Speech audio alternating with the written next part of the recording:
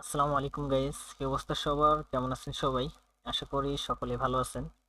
আমিও আলহামদুলিল্লাহ ভালো আছি। আমি মোহাম্মদ ইয়াসিন আরাফাত। আপনারা দেখতেছেন কোড কেয়ার বিডি।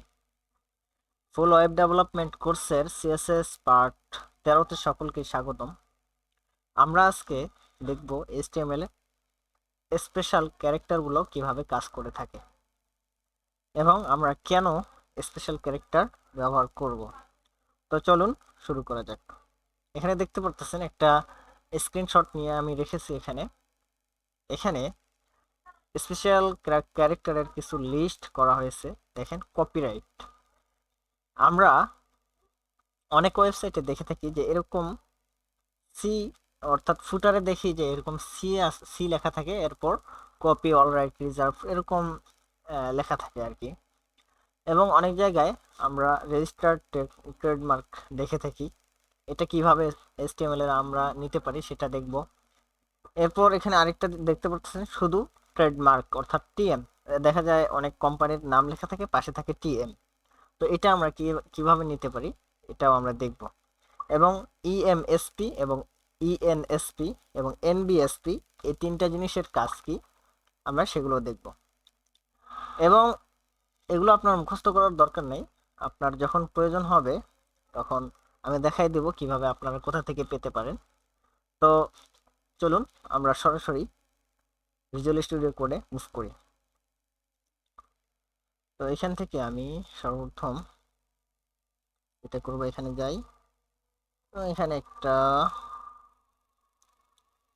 কাজ করে একটা ফোল্ডার ক্রিয়েট করে নেই। নিউ ফোল্ডার, এখানে আমি দিতে পারি ক্লাস ক্লাস 13 আমি দিয়ে দিলাম 13। তো এটাকে আমি এখন open with visual studio code, এখানে ওপেন করলাম। ওকে, তো এখানে দেখতে পাচ্ছেন ভিজুয়াল স্টুডিও কোড ওপেন হয়ে গেছে। তো এখন আমি এখানে একটা ফাইল ক্রিয়েট করে নেই। সর্বপ্রথম index.html। ওকে, এখানে আমি HTML এর যে বয়লার প্লেট সেটা আমি নিয়ে আসলাম। ওকে, এখানে আমি লিখে দিই স্পেশাল ক্যারেক্টার।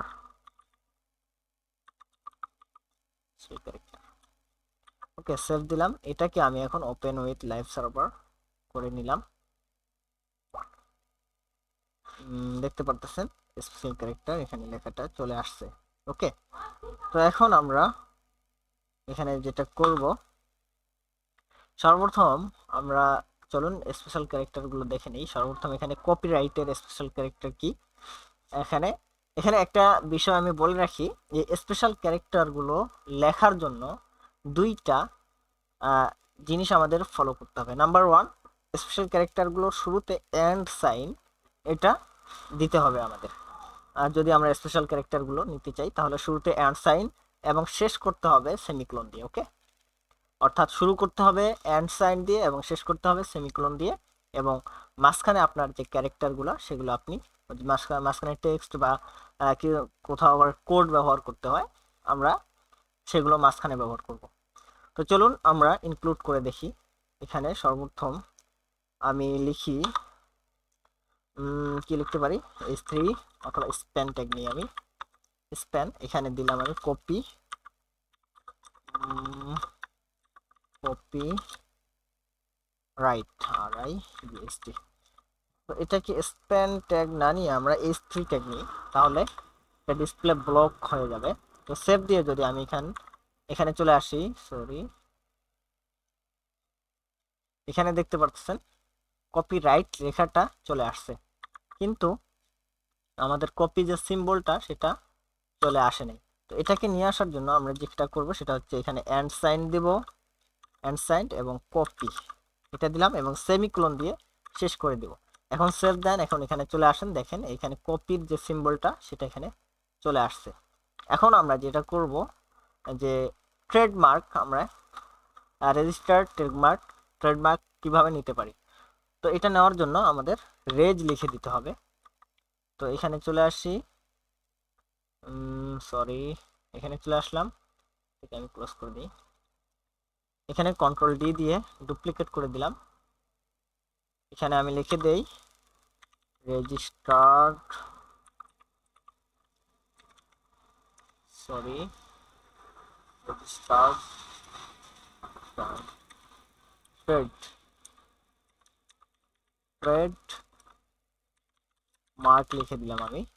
দেওয়ার পর এখানে আমি যেটা করব রেজ লিখে দেব। রেজ লিখে দেওয়ার পর দেখবেন এটা রেজিস্টার্ড ট্রেডমার্ক অর্থাৎ এই যে আর লেখাটা চলে আসছে। এটা আপনি শেষেও দিতে পারেন, অনেক জায়গায় বেশিরভাগ জায়গায় শেষে থাকে, তো এই জন্য আমি শেষে দিয়ে দেই।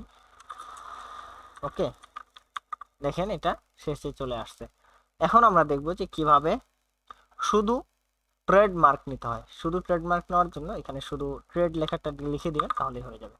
তো আমি এখানে যাচ্ছি, যাওয়ার পর এটাকে ডুপ্লিকেট করে নিলাম, দেওয়ার পর এখানে ট্রেডমার্ক এটা রেখে দিলাম, ট্রেডমার্ক।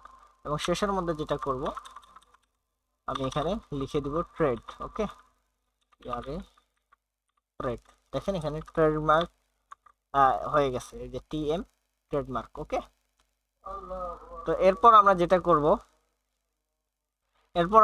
করব সেটা হচ্ছে এখানে দেখতে পাচ্ছেন ইএম স্পেস এবং ইএন স্পেস এবং নন breaking space.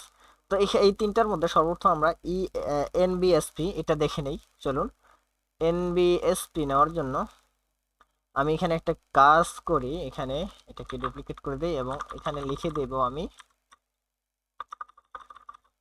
Hello hello Arafat লিখে দিলাম, সেভ দিলাম। এখানে আসেন, এখন কোথায় গেল আমাদের, এখানে আসেন, দেখেন হ্যালো আরাফাত এটা কিন্তু একটার সাথে আরেকটা লেগে আসছে। তো এটাকে স্পেস দেওয়ার জন্য আমরা ট্রেডমার্ক ইএনবি এস এটা আমরা ব্যবহার করতে পারি। এখানে দেখতে পাচ্ছেন এনবিএসপি। ওকে, এনবিএসপি আমরা এটা এখানে ব্যবহার করতে পারি। তো এটা শুরু করার জন্য আমরা অ্যান্ড সাইন দেব এবং লিখব এনবিএসপি এবং সেমিক্লোন দিয়ে শেষ করে দেব। এখানে দেখেন শেষ করে দিলাম। এখন যদি সেভ দিয়ে এখানে চলে আসি, এখানে আসি, দেখেন এখানে একটা স্পেস হয়ে গেছে। তো আমরা যদি চাই এখানে দুইটা স্পেস দিব, তাহলে আমরা কি করতে পারি? ওকে, দুইটা স্পেস দেওয়ার জন্য আমরা এখানে দেখি, এখানে দেখতেছেন দুইটা স্পেস দেওয়ার জন্য আমরা ইএনএসপি এটা ব্যবহার করতে পারি। এগুলো মুখস্থ করার দরকার নেই, জাস্ট মনে রাখতে পারেন। আর যদি কখনো প্রয়োজন হয় আপনারা গুগল থেকে সার্চ করে নিতে পারেন, অথবা আমি দেখাই দেবো কোথা থেকে আপনারা এগুলো পেতে পারেন। ওকে, তো এখানে আমরা দেখলাম ইএনএসপি। ওকে, আমরা এখানে যদি দেই ইএনএসপি, এটাকে আমি ডুপ্লিকেট করে নেই, এখানে আমি দেই ইএনএসপি, সেভ দিলাম। এখানে আসেন, এখানে দেখেন দুইটা স্পেস হয়ে গেছে, এখানে দেখেন একটা স্পেস, এখানে দেখতে পাচ্ছেন দুইটা স্পেস। এখন কথা হচ্ছে আপনি যদি এইভাবে দুইটা স্পেস দেন তাহলে কিন্তু দিতে পারবেন না। এটাকে যদি আমি ডুপ্লিকেট করে দেই, তারপর এটাকে উঠাই দেই এখানে যদি আমি একটার বেশি স্পেস দিই, তাহলে দেখেন সে অটোমেটিক একটা স্পেস বানিয়ে দিচ্ছে। এখানে আমি দুইটা এর বেশি দিতে পারতেছি না, যদিও আমার এখানে একটা এক্সটেনশনের কারণে এটা লেগে যাচ্ছে, কিন্তু যদি নাও লাগতো তারপর আউটপুটে কিন্তু দুইটার বেশি স্পেস দিত না। আমরা যদি চারটা স্পেস দিতে চাই তাহলে আমরা এখানে ইএমএসপি এটা ব্যবহার করতে পারি। ওকে, তো চলুন আমরা এখানে ইএমএসপি লিখে দেই যদি, তাহলে কিন্তু সে চারটা স্পেস এখানে দিয়ে দিবে। তো আমি স্পেসগুলো উঠাই দিচ্ছি এবং এখানে অ্যান্ড সাইন দিচ্ছি এবং সেমিকোলন দিয়ে নিচ্ছি সর্বপ্রথম। এরপর ইএমএসপি এটা আমি দিলাম, দিয়ে যদি এখানে চলে আসি, দেখবেন এখানে দেখতে পাচ্ছেন চারটা স্পেস হয়ে গেছে। অনেক সময় আমাদের লাগে এরকম একটু বেশি স্পেস দেওয়ার জন্য, আমরা এগুলো ব্যবহার করতে পারি। ওকে, তো এখন আমি আরেকটা জিনিস দেখাই দিই। এখানে যদি আমরা ডলার সাইন নিতে চাই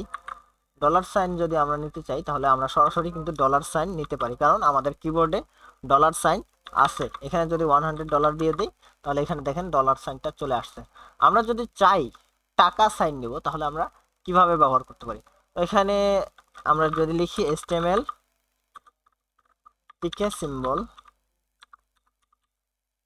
তাহলে দেখবেন আমাদের টাকা সিম্বলটা দিয়ে দিবে। এই দেখেন এখানে হ্যাক্স কোড আর একটা কোড দিয়ে দিছে, শুধু এমনিতেই কোড, আরেকটা হচ্ছে হ্যাক্স কোড দিয়ে দিছে। আমরা দুইটাই ব্যবহার করতে পারি, তো আমরা এটাই ব্যবহার করি। চলুন আমি এখানে টাকা সিম্বলটা দিয়ে দিই।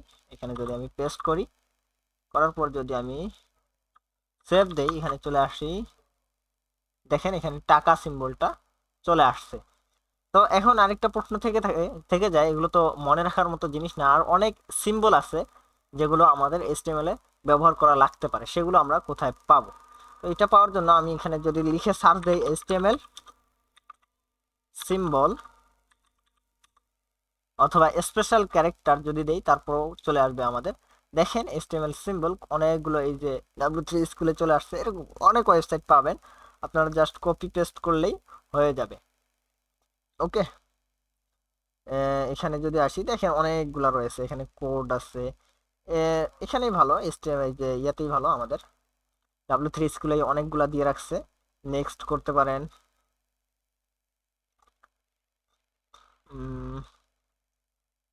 দেখেন এরকম এই সিম্বলগুলোও কিন্তু ব্যবহার করতে পারেন। আমি যদি এটা কপি করি, কপি করার পর এখানে চলে আসি এবং এটাকে এখানে দিয়ে দেই, এখানে যদি আমি দেই, দেখেন এই সিম্বলটাও কিন্তু চলে আসছে। আপনারা মানে যে কোনো সিম্বল ব্যবহার করতে পারেন আপনাদের ইচ্ছা মতো। এখানে ইমোজি চলে আসছে, আরো আছে। এরপর দেখেন এইচটিএমএল ক্যারিস্ট ইমোজি সিম্বল, আপনি যেগুলো ইচ্ছে সেগুলো ব্যবহার করতে পারেন এখান থেকে। ওকে,